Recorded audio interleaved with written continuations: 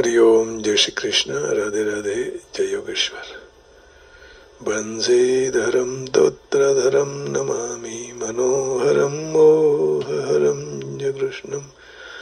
मालाधरम धर्मधरम धरञ्च पार्थस्य शरत्यकरं च देवं कर्तव्यदीक्षं च समत्वशिक्षं ज्ञानस्य भिक्षां शरणागतिं च ददाति गीता करुणाद्रभूता कृष्णेन गीता जगतो हिताय। श्रीमद्भगवद गीता जी अध्याय 18वां, अंतिम अध्याय, भगवान का अंतिम पुष्प। ओम श्री परमात्मने नमः। 18 माने 8, 1 और 9 दोनों को साथ करेंगे तो पूर्णांक हो जाएगा। 9 से आगे कोई भी न्यूमेरिकल वर्ड्स नहीं है, अंक नहीं है। उसी तरह इस 18 अध्याय यह पूर्णता का स्वरूप है। तो भगवान ने इसलिए तो 9वीं तिथि को जन्म लिया ना, राम जी आए ना, और भगवान कृष्ण अष्टमी को आए। 9वीं की शुरुआत, अष्टमी का अंत है ना। क्या दोनों का संयोग है। 9वीं तिथि मधु मास पुनीता शुक्ल पक्ष अभिजीत हरिप्रीता। तो ऐसे 18वें अध्याय में हम प्रवेश करेंगे, जो पूर्णांक है, जो 18 दिन तक युद्ध चला। आइए उसकी भूमिका क्या है और थोड़ी चर्चा करें। भगवान ने दूसरे अध्याय के 39वें श्लोक में कहा, एषा ते भीता सांख्ये बुद्धिर्योगे त्विमां शृणु। दूसरे अध्याय के 39वें श्लोक में भगवान ये कहा, एषा ते भीता सांख्ये बुद्धिर्योगे त्विमां शृणु। ये मेरी बात तुम सुनो। कौन सी बात? बुद्धि योग की बात भगवान कह रहे हैं ना। एषा ते विहिता सांख्ये बुद्धिर्योगे त्विमां शृणु बुद्धिया युक्तो यया पार्थ कर्मबंधं प्रहास्यसि। हे पार्थ, यह समबुद्धि तेरे लिए पहले सांख्य योग में कही गई है, और अब मैं कर्मयोग के विषय में कहूंगा, वो तुम सुनो। जो समबुद्धि से युक्त हुआ, कर्म के बंधन को अच्छी तरह से यदि तो छोड़ देगा तो फिर कर्म बंधन में से छूट जाएगा। कहने का भाव है, ये पार्थ आ समबुद्धि तारा माटे પહેલા સાંખ્ય યુગમાં કહેવામાં આવી, અને હવે તું એને કર્મયોગના વિષયમાં સાંભળ। જે સમબુદ્ધિથી યુક્ત થયેલો તું કર્મોના બંધનને સારી રીતે ત્યજી દઈશ, એટલે કર્મના બંધનમાંથી તું મુક્ત થઈ જઈશ। इन पदों से सांख्य और कर्मयोग दोनों की बात कही। उसी को तीसरे अध्याय के तीसरे श्लोक में सांख्य निष्ठा और योग निष्ठा के नाम से कहा भगवान ने। तीसरे अध्याय के तीसरे श्लोक में सांख्य योग निष्ठा और कर्म योग निष्ठा। और भगवान ने कहा कि भाई दोनों श्रेष्ठ तो हैं ही। लो श्री भगवान उवाच लोकेस्मिन् द्विविधा निष्ठा। निष्ठा माने स्थिति। पुरा प्रोक्ता मया नघ ज्ञान योगेन सांख्यानं कर्म योगेन योगिनां। भगवान कहते हैं अर्जुन को, हे निष्पाप अर्जुन, इस मनुष्य लोक में 2 प्रकार की निष्ठा मेरे द्वारा पहले ही कही गई है, और उसमें से ज्ञान योग की निष्ठा ज्ञान योग के द्वारा, योगियों की निष्ठा कर्म योग के द्वारा होती है। निष्ठा माने स्थिति, स्था धातु से स्था गति निवृत्तौ, गति और निवृत्ति दोनों अर्थ में है। अब देखिए, ये दोनों निष्ठाओं को तत्व को अलग अलग रूप से बराबर जानने की इच्छा अर्जुन के मन में थी, परंतु जिस तरह से भगवान ने 7वें अध्याय से 15वें अध्याय तक दैवी संपत्ति और आसुरी संपत्ति के कहने का अवसर प्राप्त न हुआ, तो उसी तरह अर्जुन ने भी तो ये अध्याय से 70वें तक इन दोनों निष्ठाओं का विषय में अपनी खुद की जिज्ञासा प्रकट करने का उनको भी अवसर प्राप्त नहीं हुआ। अब तीसरे अध्याय के तीसरे श्लोक में दो निष्ठाओं को कही। भगवान ने चौथे अध्याय के पहले श्लोक में कहा कि मैं अविनाशी योग सूर्य को कहा था, इमं विवस्वते योगम प्रोक्तवाहनमव्ययम विवस्वान मनवे प्राह मनुरक्ष्वा कवे ब्रवीत। उसके बारे में अर्जुन ने प्रश्न किया कि आपका जन्म तो अभी का है, फिर आपने उस सृष्टि के आदि में सूर्य को कैसे उपदेश दिया। उत्तर में भगवान ने कहा कि मेरे अवतार और कर्मयोग तत्व का वर्णन किया। चौथे अध्याय का मैंने बोला कि बहुनी मे व्यतीतानि जन्मानि तव चार्जुन तान्यहं वेद सर्वाणि न त्वं वेत्थ परन्तप। ये तुम नहीं जानते हो।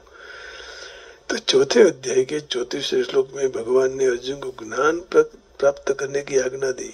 तद विद्धि प्रणिपातेन परिप्रश्नेन सेवया उपदिक्ष्यन्ते ते ज्ञानं ज्ञानिनः तत्त्वदर्शिनः। गुरु के शरण में जाओ, प्रणिपात होकर उनके पास ज्ञान प्राप्त करो।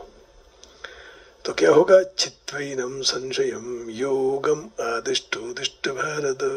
इस दोनों अलग अलग आज्ञाओं के कारण अर्जुन ने 5वें अध्याय के आरंभ में दोनों के लिए एक निश्चित कल्याणकारक साधन पूछा कि उसके उत्तर में भगवान ने 5वें अध्याय का विषय पूरा कहकर 6ठे अध्याय विषय का प्रारंभ किया। चित्वैनम संशयम योगम आदिष्टोदिष्ट भारत। सारे संशयों को तोड़कर तुम अपने योग में स्थित हो जाओ। अब 6ठे अध्याय के 33वें 34वें श्लोक में अर्जुन ने मन की चंचलता के विषय में प्रश्न पूछा। भगवान ने बहुत संक्षेप में उत्तर दिया, चंचलम मनः कृष्ण प्रमादि बलवदृढ़। फिर अर्जुन ने 37वें से 39वें श्लोक तक योग भ्रष्ट पुरुष की गति के विषय में प्रश्न किया। उसके उत्तर देते हुए भगवान ने 6ठे अध्याय का विषय समाप्त किया। 6ठे अध्याय के अंतिम श्लोक में भगवान ने अपने भक्त को सारे योगियों में परम श्रेष्ठ बताया। उसी को लेकर भगवान ने 7वें अध्याय का विषय का प्रारंभ किया और उसमें भक्ति का विशेष वर्णन किया। 7वें अध्याय के अंत में दिए हुए ब्रह्म, अध्यात्म आदि विषय को लेकर अर्जुन ने 8वें अध्याय के आरंभ में 7 प्रश्न किए। उसमें से 6 प्रश्नों का उत्तर संक्षिप्त देकर अंतकालीन गति विषयक 7वां प्रश्न उत्तर में भगवान ने विस्तार पूर्वक 8वें अध्याय के विषय में कहा। फिर 7वें अध्याय में जो विषय छूट गया था तो वही विषय का वर्णन 9वें अध्याय में और 10वें अध्याय के 11वें श्लोक तक किया। 10वें अध्याय के 9वें और 10वें और 11वें श्लोक में भक्तों और उनके ऊपर कृपा की बात सुनकर अर्जुन बहुत प्रसन्न हुए और प्रभावित भी हुए। इसलिए अर्जुन ने 12 से 18वें श्लोक तक भगवान की स्तुति की और अपनी विभूतियों को विस्तार से कहने के लिए प्रार्थना की। अपनी मुख्य विभूतियों को कहते भगवान ने 10वें अध्याय के अंत में कहा कि हे अर्जुन, तुझे यह बहुत ही जानने की जरूरत है, मैं सारे संसार के अपना एक अंश में व्याप्त करके स्थित हूँ, सर्वत्र मैं हूँ। इसी बात को लेकर 11वें अध्याय के आरंभ में अर्जुन ने भगवान को अपना विश्व रूप दिखाने के लिए प्रार्थना की। अपना विश्व रूप बताकर भगवान ने 11वें अध्याय के अंत में कहा कि अनन्य भक्ति से कि मेरा दर्शन, ज्ञान और मुझ में प्रवेश, ये तीनों हो जाता है।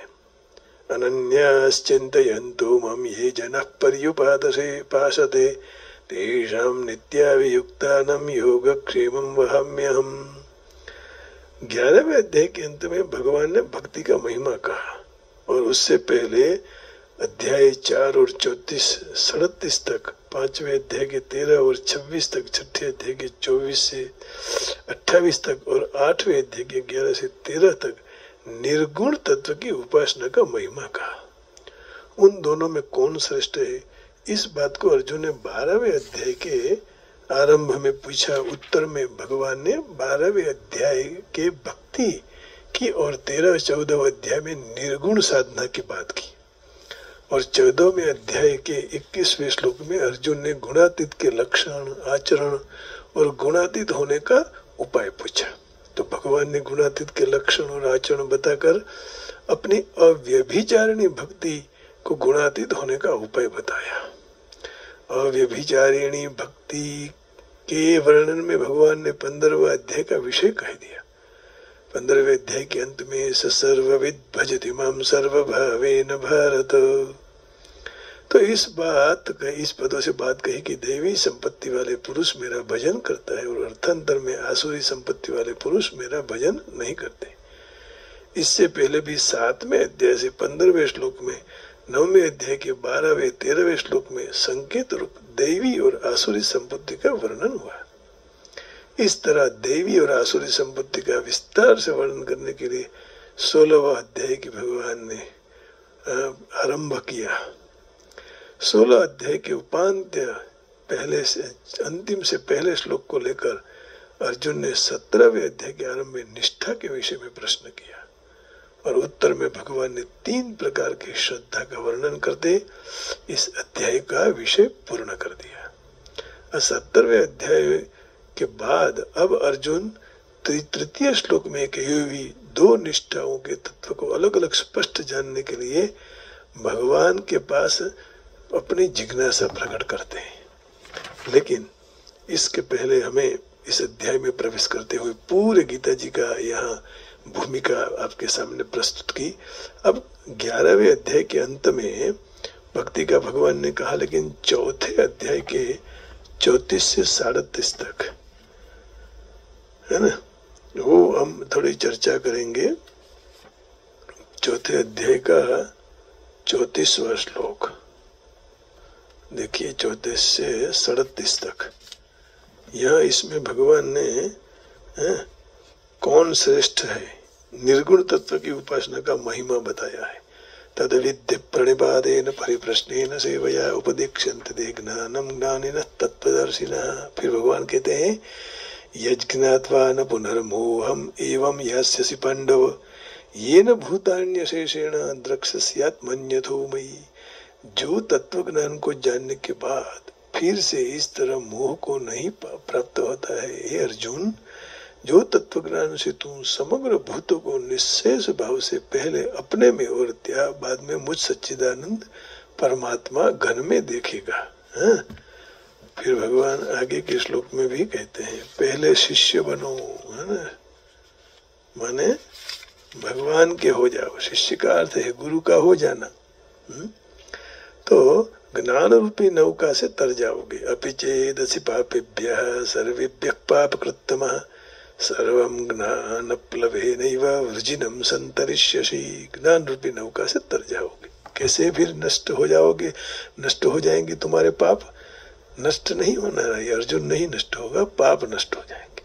यथै घामुषि समिद्धोऽग्निर्भस्मसात् कुरुतेर्जन ज्ञानाग्निः सर्वकर्माणि भस्मसात् कुरुतेर्जुन कुरुते। तथा हे अर्जुन, जिस तरह बढ़ता हुआ अग्नि, जलता हुआ अग्नि लकड़ियों को सर्वथा भस्म कर देता है, उसी तरह ज्ञान रूपी अग्नि समग्र कर्मों के कर्मों को सर्वथा भस्म नष्ट कर देता है, जला देता है।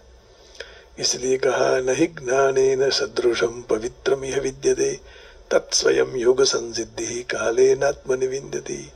तो इस मनुष्य लोक में ज्ञान जैसा कोई पवित्र करने वाला निस्संदेह दूसरा कोई साधन है ही नहीं।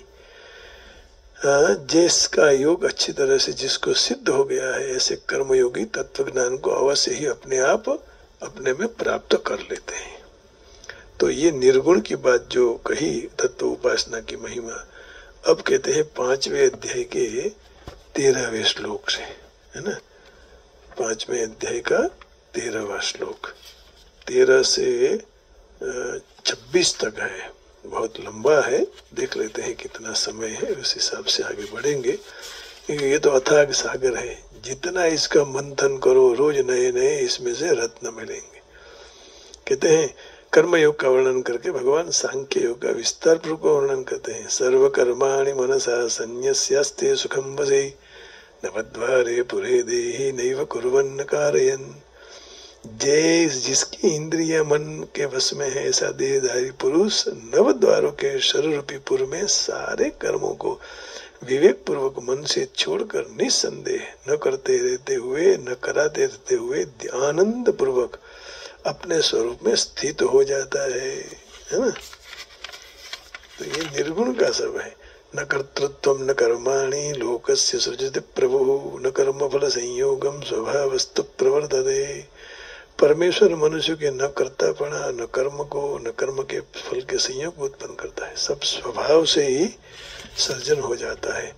ना दत्ते कस्यचित् पापम न चैवं सुकृतं विभुः अज्ञानेनावृतं ज्ञानं तेन मुह्यन्ति जन्तवः। मैं अभी केवल आपको याद दिला रहा हूँ, इस सब श्लोकों की चर्चा हो चुकी है। सर्वव्यापी परमेश्वर न तो कोई पाप कर्म को और न कोई शुभ कर्म को ग्रहण करते हैं, परंतु अज्ञान के द्वारा ज्ञान ढका हुआ है, इसीलिए सब अज्ञानी मनुष्य मोह को प्राप्त हो जाते हैं। और अनित्य शुचि दुख नात्मसु नित्य शुचि सुखात्मक ख्याति अविद्या। अनित्य में नित्य, अपवित्र में पवित्र, दुख में सुख और अनात्म में आत्म भाव की अनुभूति ही अज्ञान है। तो ये अज्ञान जो ढका हुआ है उसी से ही बाहर निकलना है। ज्ञानेन तु तदज्ञानम येषां नाशितमात्मनः तेषाम् आदित्य विज्ञानम प्रकाशयति तत्परम। जैसे सूर्य प्रकाशित करता है, वैसे सच्चिदानंद घन परमात्मा हमें भी प्रकाशित कर देते हैं। तद्बुद्ध्यस्तदात्मानस्तन्निष्ठास्तत्परायणाः गच्छन्त्य पुनरावृत्तिं ज्ञान निर्धूत कल्मषाः। तो जो परमात्मा में जिसकी स्थिति हो जाती है मन की, बुद्धि की, तो वह ज्ञान के द्वारा पाप रहित होकर परम गति को प्राप्त कर लेते हैं। विद्या विनय संपन्ने ब्रह्मणे गविहस्तिनि शुनिचैव स्वभागे च पंडितः समदर्शनः। जो ज्ञानी पुरुष है, विद्या विनयशील है, वह ब्राह्मण में, गैया में, हाथी में, कुत्ते में, चांडाल में समान रूप से जानता है कि ये भगवान का स्वरूप है, भगवान से ये लोग अलग नहीं है। यही वतैर्जितः सर्गो येषां सम्येषितं मनः निर्दोषं हि समं ब्रह्म तस्मात् ब्रह्मणि ते स्थिताः। तो वही ब्रह्म में स्थित है जिसका अंतःकरण संभाव में स्थित है। जीवंत अवस्था में सारे संसार को जिसने जीत लिया है, जीवन मुक्त हो गया है, जिनका जीवन निर्दोष जैसा है। न प्रहृष्येत् प्रियं प्राप्य नो द्विजेत् प्राप्य च प्रियं स्थिर बुद्धिर सम्मूढ़ो ब्रह्मविद् ब्रह्मणि स्थितः। जो प्रिय को प्राप्त कर प्रसन्न न हो, अप्रिय को प्राप्त कर उद्विग्न न हो, स्थिर बुद्धि मूढ़ता रहित ज्ञानी ब्रह्मवेत्ता मनुष्य ब्रह्म में स्थित है। बाह्य स्पर्शेषु शक्तात्मा विन्द्यत्यात्मनि यत् सुखम स ब्रह्म योग युक्तात्मा सुखम अक्षयमश्नुते। तो बाहर के विषयों में प्राकृत वस्तु मात्र के संबंध में आसक्ति रहित अंतःकरण वाला साधक अंतःकरण में सात्विक सुख प्राप्त करता है, और उसके बाद सच्चिदानंद घन ब्रह्म में अभिन्न भाव से स्थित मनुष्य अक्षय सुख का प्राप्त करता है। ये ही संस्पर्शजा भोगा दुख योनय एवते आद्यंत कौंते आद्यंतवंतः कौंतेय नतेषु रमते बुधः। क्योंकि जो इंद्रियां और विषय के संयोग से उत्पन्न होते हुए भोग सुख है, आदि अंत वाले दुख के हेतु है, इसलिए कुंती नंदन विवेकशील मनुष्य उसमें फिर खेल नहीं करता, रमता नहीं, क्रीड़ा नहीं करता है, छोड़ देता है। शक्नोति वयस्सोढुं प्राक्शरीर विमुक्षणात् काम क्रोधोद्भवम वेगम स युक्त सुखी नरः। जो साधक इस मनुष्य शरीर में देह का नाश होते हुए पहले ही काम क्रोध में उत्पन्न होते हुए वेग को सहने के लिए समर्थ हो जाता है, वही मनुष्य योगी है और वही सुखी है। योऽन्तः सुखोऽन्तरारामस्तथन्तर ज्योतिरेव यः स योगी ब्रह्म निर्वाणम ब्रह्म भूतोऽधिगच्छति। जो मनुष्य मात्र परमात्मा में सुख वाला और केवल परमात्मा में रमण करने वाला है, और जो केवल परमात्मा के ज्ञान वाला है, वही ब्रह्म में अपनी स्थिति का अनुभव करने वाला ब्रह्म रूप बना हुआ सांख्य योगी निर्वाण को प्राप्त हो जाता है। लभन्ते ब्रह्म निर्वाणम ऋषयः क्षीण कल्मषः छिन्नद्वैधा यतात्मानः सर्वभूत हिते रताः। सारे भूतों के हित का काम कर रहा है, जिसका शरीर मन वश है, प्राणियों में समान भावना है, सारे संशय ज्ञान के द्वारा निवृत्त हो चुके हैं। काम क्रोध वियुक्तानां यतिनं विदचेतसाम् अभितो ब्रह्म निर्वाणं वर्तते विदितात्मनाम्। काम क्रोध से सर्वथा रहित जीते हुए मन वाला स्वरूप को साक्षात्कार किए हुए सांख्य योग के लिए चारों तरफ शरीर हो तब मृत्यु के बाद भी निर्वाण परिपूर्ण प्राप्त करता है। अंतिम 2 श्लोक ये बात थी निर्गुण तत्व की उपासना का कितना महिमा है और उस दोनों में कौन श्रेष्ठ है।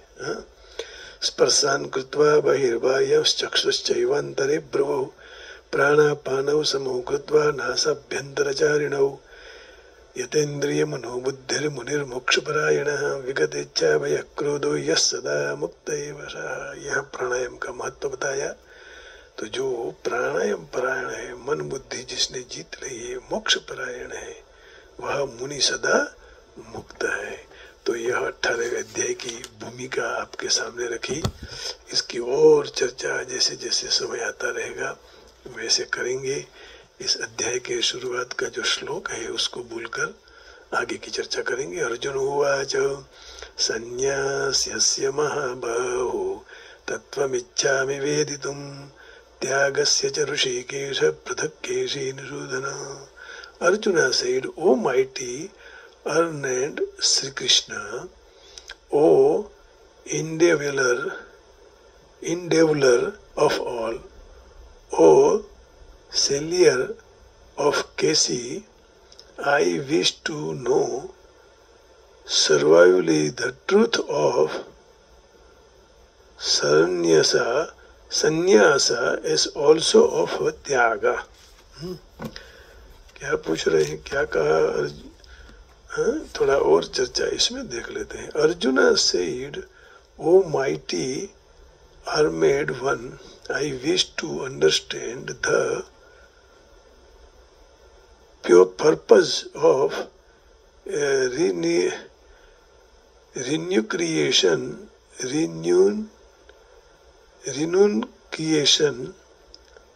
tyaga, and of the renounced holder of life, sannyasa, of killer of the Kesi demon, master of the senses. भगवान के यहाँ अर्जुन ने 2 उपनाम बहुत अच्छे दिए हैं। केशी नाम के दैत्य को नाश करने वाले, और भगवान भी केसी है। कृष्णचंद्र शॉर्ट नाम है ना, केसी, भगवान भी केसी है। तो भगवान ने केसी को फिर मार दिया। तो अर्जुन ने यहाँ कहा कि हे महाबाहो, मैं संन्यास के त्याग का उद्देश्य जानने के लिए इच्छता हूँ। हे केशी निषूदन, हे ऋषिकेश, मैं त्यागमय जीवन, संन्यास आश्रम विषय भी जानना चाहता हूँ। अब अर्जुन ने सब प्राप्त कर लिया, ज्ञान योग, सांख्य योग, कर्म योग, जीवन में सुख दुख, ज्ञान क्या है, भक्ति क्या है, कर्म क्या है, सब जानने के बाद अब संन्यास की ओर चला है।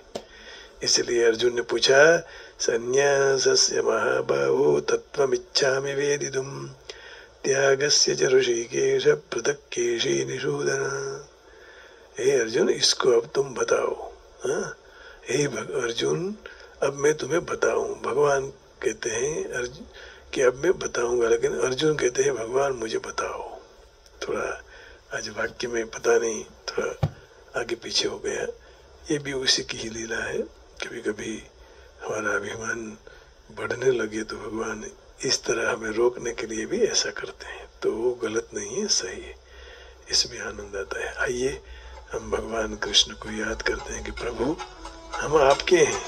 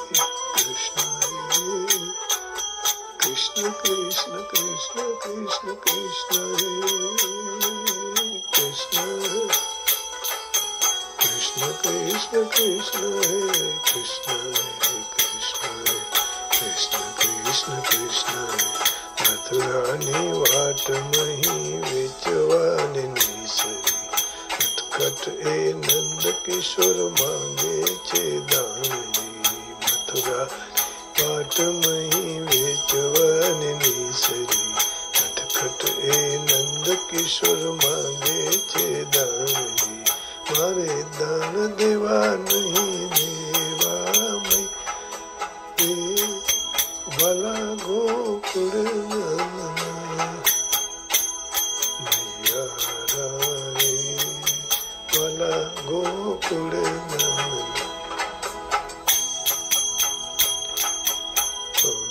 मैया रे भला गोकुल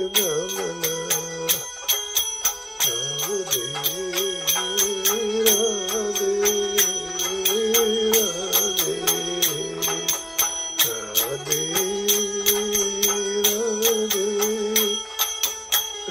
राधे राधे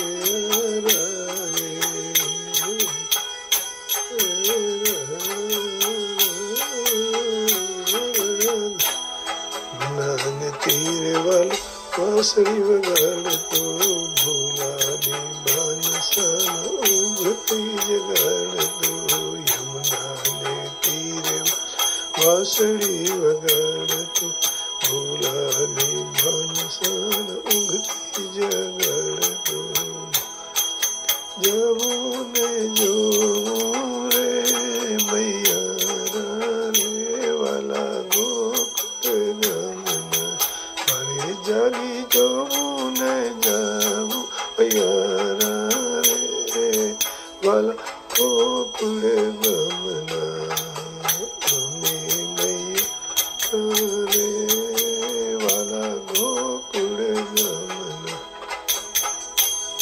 मैया रे वाला गोकुल गमना